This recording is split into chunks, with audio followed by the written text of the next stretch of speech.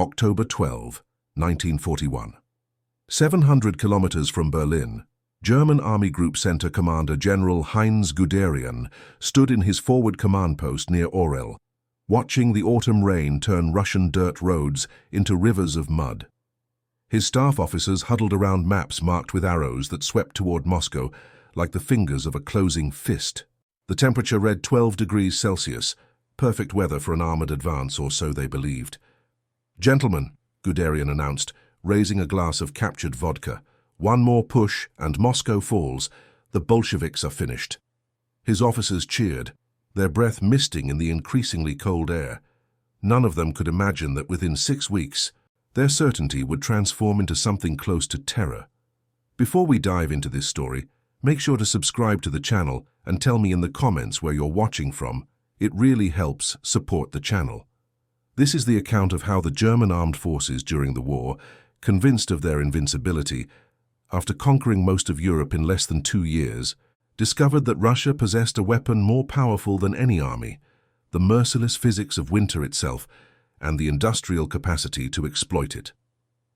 Lieutenant Klaus Weber of the 7th Panzer Division recorded in his diary that morning, "We are so close now. Moscow is within reach. The men are tired, yes, but their spirits remain high. We have defeated everything the enemy has thrown at us. What can stop us now?" Weber was 24 years old, a veteran of the campaigns in Poland and France, and he had never experienced a Russian winter. Neither had 90% of the forces assembled for the final push toward the capital. Their quartermaster reports showed adequate supplies of fuel and ammunition. What those reports did not show were adequate supplies of winter clothing, antifreeze, or any preparation for temperatures that would soon plummet to -40 degrees. The German military leadership at the time had planned for a campaign lasting 6 to 8 weeks. It was now week 21. Their supply lines stretched across 2,000 kilometers of Russian territory, vulnerable and overextended. Soviet resistance, which was supposed to collapse after the initial encounters, had instead intensified. Yet the commanders remained confident. After all, their forces had covered more ground in 3 months than Napoleon's army had in 6. Moscow was only 120 kilometers away. Aerial reconnaissance showed chaos in the city, with government ministries evacuating eastward. One more concentrated assault, they reasoned, and the entire Soviet system would crumble. What Guderian and his fellow commanders did not fully comprehend was the transformation occurring behind Soviet lines. In factories evacuated to the Ural Mountains, beyond the reach of German aircraft, Soviet industrial production was not collapsing, it was accelerating. Plant manager Alexei Volkov stood in a factory in Chelyabinsk, 3,000 kilometers east of Moscow, watching assembly lines that ran 24 hours a day. "We are producing 1 tank every 6 minutes, he told a visiting commissar. "The Germans have no idea what is coming." The factory floor stretched for 2 kilometers, lit by thousands of bulbs, filled with the thunder of metal being shaped into instruments of war. Women who had never touched machinery before now operated lathes with precision. Teenage boys welded armor plates. The entire Soviet industrial base had been picked up and moved east, then reassembled with desperate efficiency. But this industrial miracle meant nothing if the German forces could take Moscow before winter truly arrived. And so, in mid-October, the final offensive began. Tank commander Erich Hartmann led his company of Panzer Mark III tanks down what had been a road, but was now a channel of mud so deep that vehicles sank to their axles. "We are moving at 5 kilometers per hour, he reported to division headquarters. "The mud is worse than anything we encountered in spring." His tanks, designed for the paved roads of Western Europe, struggled through the glutinous earth. Fuel consumption tripled. Engines overheated from the strain. Still they advanced. Moscow grew closer with each agonizing kilometer. In the city itself, panic had indeed gripped the population. Office worker Nina Kozlova stood in line for bread on October 16, listening to rumors that the government had abandoned the capital. "They say Stalin has fled to Kuybyshev," whispered the woman behind her. "The Germans will be here in days." Nina had 2 children and no way to evacuate. She had heard stories of what happened in occupied territories. That night, she barely slept, listening for the sound of approaching engines. But then, on October 17, something unexpected happened. The temperature dropped sharply, not gradually but precipitously. In a single day, it fell from 10 degrees above zero to 5 degrees below. The rain turned to sleet, then to snow. Guderian recorded in his operational log, "First snow of the season. Inconvenient, but manageable. We have winter clothing requisitions in progress." What he did not write was that those requisitions would take 6 weeks to fill, and that they were based on estimates for a mild European winter, not a Russian one. His soldiers, dressed in standard field uniforms, began to shiver. The veterans of previous campaigns felt a stirring of unease. This cold was different. It penetrated fabric, seeped into bones, made fingers clumsy and thoughts slow, and this was only the beginning. Lieutenant Weber wrote in his diary on October 23, "The cold has become genuinely concerning. We are improvising winter gear from whatever we can find. Some men are wearing Russian boots, taken from prisoners. Others have wrapped themselves in blankets. The tanks are becoming difficult to start in the mornings. We must light fires under the engines to warm the oil. Still, we advance." Moscow is now only 70 kilometers away. What Weber could not see was the meteorological data being recorded at Soviet weather stations. The cold front descending from Siberia was unprecedented in its intensity for this time of year. Temperatures that normally arrived in December were appearing in October, and they were still falling. On November 6, the first major snowstorm arrived. Private Hans Müller huddled in a foxhole outside Volokholamsk, watching snow accumulate with terrifying speed. "It fell so thick we could not see 10 meters, he later wrote to his sister. Within 2 hours, the entire landscape had transformed. Roads disappeared. Landmarks vanished. The cold became painful. My hands went numb even inside gloves. We had no winter coats, no insulated boots, nothing designed for this environment." That night, the temperature reached -15 degrees Celsius. Sentries on guard duty began developing frostbite after less than an hour of exposure. Soldiers slept pressed together for warmth, and in the morning they discovered that their weapons would not fire. The Mauser rifle, standard issue for the German forces, used a lubricant that functioned perfectly in European climates. At -15 degrees, this lubricant froze solid. Bolt actions became impossible to operate. Machine guns seized up. Tank cannons could not traverse. Armourer Sergeant Fritz Bauer worked frantically to solve the problem, trying everything he could think of. "We cleaned out the standard lubricant and replaced it with anything that might work in the cold," he reported. Thin oil, diesel fuel. Some units were operating weapons completely dry, with no lubrication at all. The wear on the parts was terrible, but at least they functioned. This revelation spread panic through the ranks.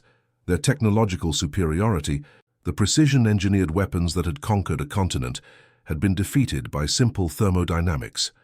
At the same time, Soviet forces defending the approaches to Moscow began receiving new equipment from those Ural factories. Tank commander Dmitry Kolesnikov took delivery of his first T-34 medium tank on November 8.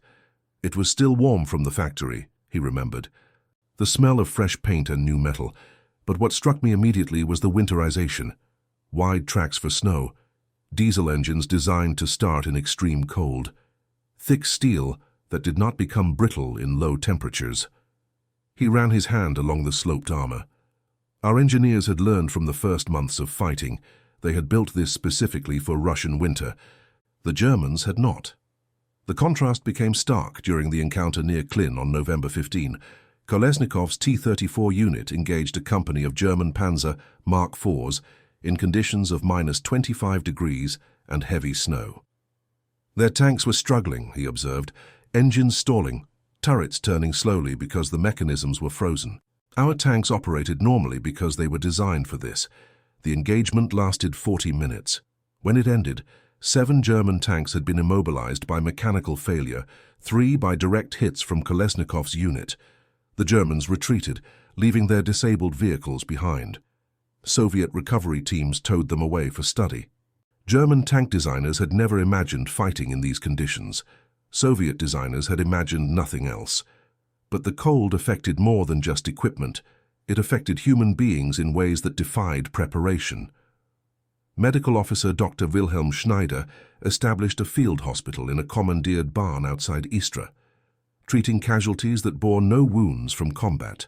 "Frostbite was our primary enemy," he recorded in his medical log. "Soldiers would come in with blackened fingers and toes. In severe cases, the tissue was already dead, requiring immediate amputation to prevent gangrene. We had men lose their feet, their hands, their ears and noses.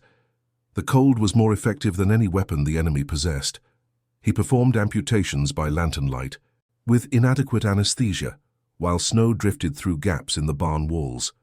The screams of patients echoed across the frozen fields. By late November, the thermometer had reached -35 degrees. General Guderian stood at the same command post where he had celebrated impending victory 6 weeks earlier, now wearing every piece of clothing he owned, and he was still cold. His staff officers moved sluggishly, their thoughts dulled by hypothermia.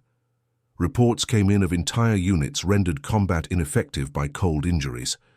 Supply convoys were frozen in place, their vehicles disabled, their drivers suffering from exposure.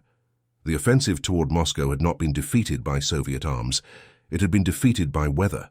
Lieutenant Weber's final diary entry from this period, dated November 28, showed the psychological transformation. "We can see the spires of the Kremlin on clear days. Moscow is right there. So close we could almost reach out and touch it. But we cannot advance.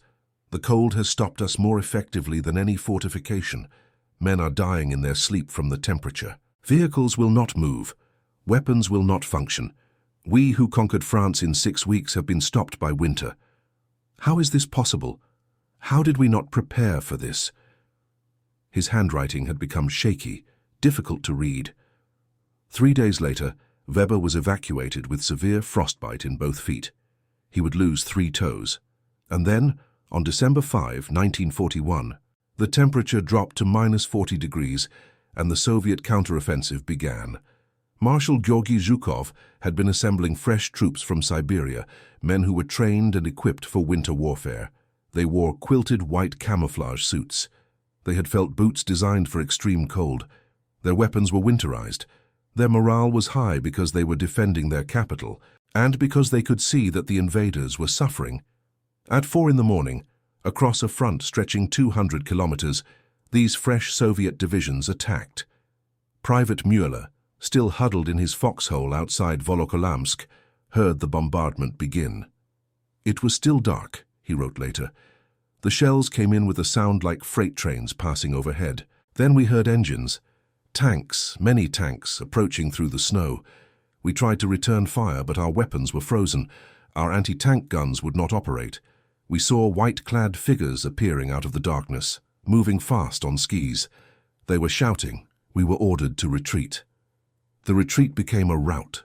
German forces that had been poised to capture Moscow were suddenly running for their lives through the snow, abandoning equipment, leaving wounded behind, concerned only with survival. Factory manager Volkov in Chelyabinsk received reports of the counteroffensive with quiet satisfaction. "We had produced 8,000 tanks in 3 months, he told his workers. 8,000. The enemy had no idea this was coming. They thought we were finished. They did not understand Soviet industrial capacity.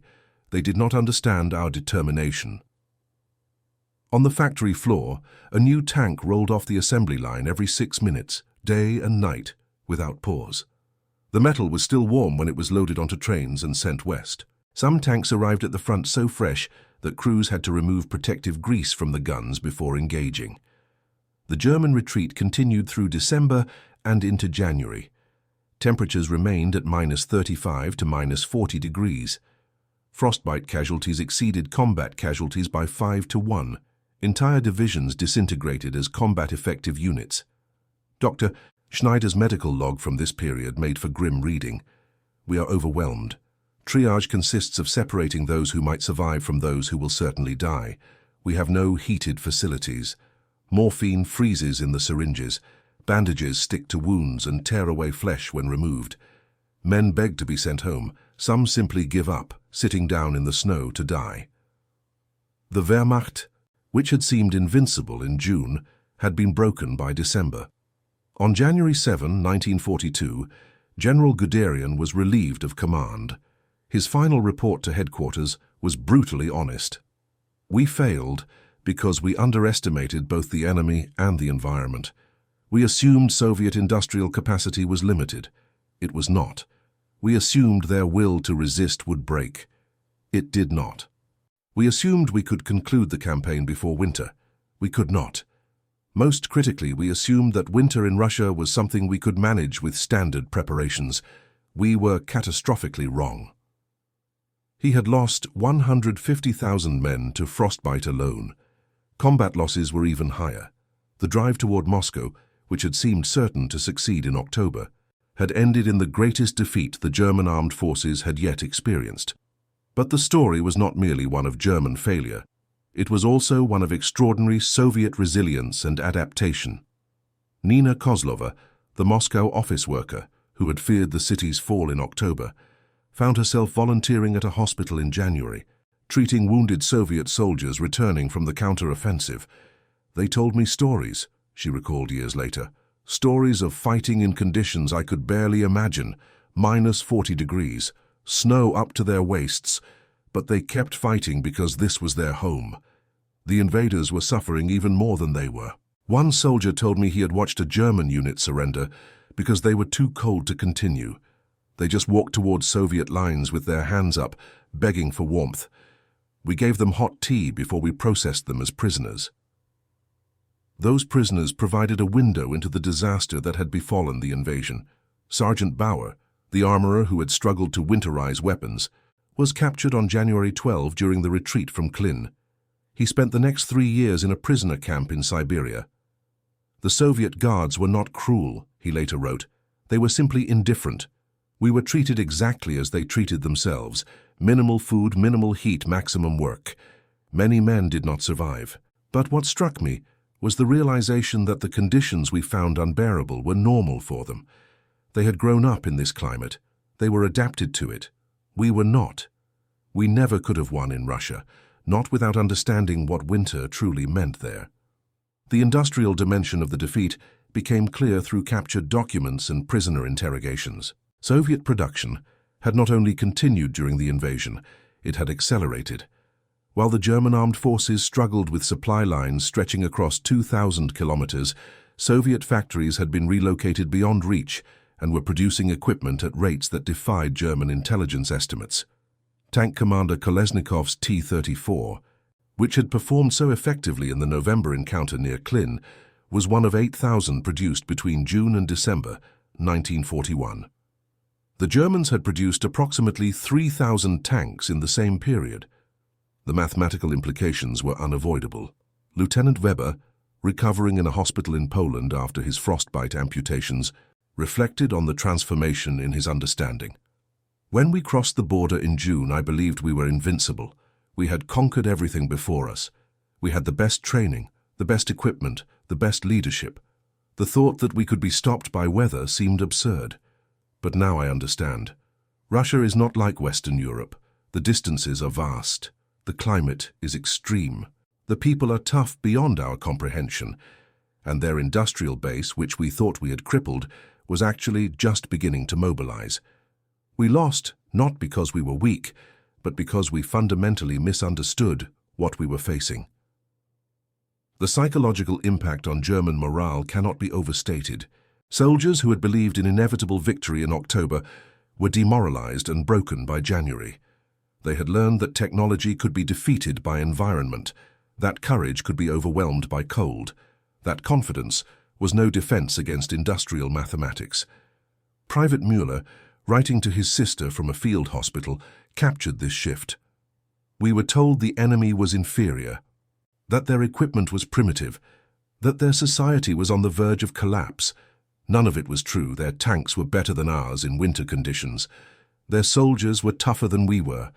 Their factories could outproduce ours. We learned all of this the hard way, at a cost in suffering that I cannot adequately describe." The numbers tell their own story.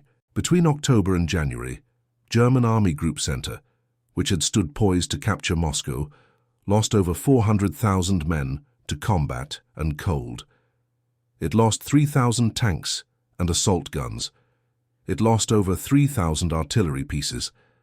It lost its momentum, its confidence, and its aura of invincibility. The Soviet counteroffensive pushed German lines back between 100 and 250 kilometers across the entire front. Moscow, which had seemed about to fall in October, was secured by January. The existential threat to the Soviet capital had been eliminated. But beyond the statistics, the human stories reveal the true nature of the transformation. Dr. Schneider, the medical officer who had performed amputations in freezing barns, was captured in February and spent time in a Soviet military hospital. "I expected harsh treatment," he later wrote. "Instead, I found that Soviet medical staff treated wounded prisoners with the same care they gave their own soldiers. Not generous care. Resources were limited for everyone, but equal care. I performed surgeries alongside Soviet doctors. We shared techniques. We complained about supply shortages together. I came to see them not as ideological enemies, but as fellow professionals trying to save lives under impossible conditions. This was not what I had been told to expect." Factory manager Volkov continued his work in Chelyabinsk through the winter, watching production numbers climb. By February, his facility was producing 1 tank every 4 minutes. "We had streamlined everything," he explained to visiting officials. Women who had never worked in factories had become skilled welders and machinists. Children as young as 14 operated lathes under supervision. Everyone understood what was at stake. The invaders had come to destroy our country. We would bury them in tanks and aircraft and ammunition, not through superior technology alone, but through superior determination and organization. The factory operated through -50-degree temperatures, with workers bundled in everything they owned, producing weapons that would shift the balance of the conflict. By spring of 1942, the situation had stabilized into a new reality. The German forces had not been destroyed, but they had been stopped. More importantly, they had been psychologically defeated. The belief in quick victory, in technological supremacy, in the weakness of Soviet resistance, all of it had been shattered against the twin realities of Russian winter and Soviet industrial might. General Guderian, removed from command and reflecting on the disaster, wrote privately, "We learned that logistics defeats courage, that climate defeats technology, that industrial capacity defeats tactical brilliance. These are hard lessons, and we learned them at enormous cost. The question now is whether our leadership will accept these lessons or continue to believe that willpower alone can overcome material reality." The answer to that question would unfold over the next 3 years, but the fundamental shift had already occurred. The German armed forces during the war had believed themselves invincible. Winter and Soviet determination had proven them wrong. The soldiers who survived would carry that knowledge for the rest of their lives. Private Meller, eventually repatriated after the conflict ended, wrote in his memoirs, "I went to Russia believing we were liberating the people from their government. I returned understanding that we were invaders, that the population resisted because they were defending their homes, and that we had no business being there. The cold taught me humility. The toughness of Soviet soldiers taught me respect. The sheer scale of Soviet industrial production taught me that we had underestimated our opponent in every possible way." Lieutenant Weber, disabled by his frostbite injuries, returned to civilian life and became a teacher. He never spoke about the campaign to his students, but he kept his diary from those months. In the final entry, written years later, he added a postscript. "We saw the spires of the Kremlin. We were so close. We believed victory was certain, but we did not understand what we were facing. Russia defeated us not through any single battle, but through the cumulative weight of distance, climate, and industrial might." General Guderian grinned and said one more push would take Moscow. Then winter arrived, and everything changed. "That is the lesson I took from Russia. Confidence is not the same as understanding. Belief is not the same as reality, and no amount of courage can overcome fundamental miscalculation." The winter of 1941 to 1942 became a turning point. Not because it ended the conflict, years of fighting remained ahead, but because it ended the myth of inevitable German victory. The forces that had swept across Europe in months had been stopped cold, literally and figuratively. The industrial capacity that was supposed to have been destroyed had instead multiplied and modernized. The population that was supposed to have welcomed invaders had instead fought with desperate determination, and the winter that was supposed to have been a minor inconvenience had become the most effective weapon in the Soviet arsenal. Tank Commander Kolesnikov continued fighting through the rest of the conflict, eventually reaching Berlin in 1945. "I never forgot that first winter," he wrote in his memoirs. "We stopped them when everyone thought we would collapse. We did it with new equipment from factories that had been relocated thousands of kilometers. We did it with soldiers who knew how to fight in cold that would kill our enemies. We did it with determination born from defending our homeland. When I climbed out of my tank in Berlin, I thought back to December 1941, when we launched the counter-offensive outside Moscow. That was when we proved we could win. Everything after that was just finishing what we had started." And that concludes our story. If you made it this far, please share your thoughts in the comments. What part of this historical account surprised you most? Don't forget to subscribe for more untold stories from World War II, and check out the video on screen for another incredible tale from history. Until next time.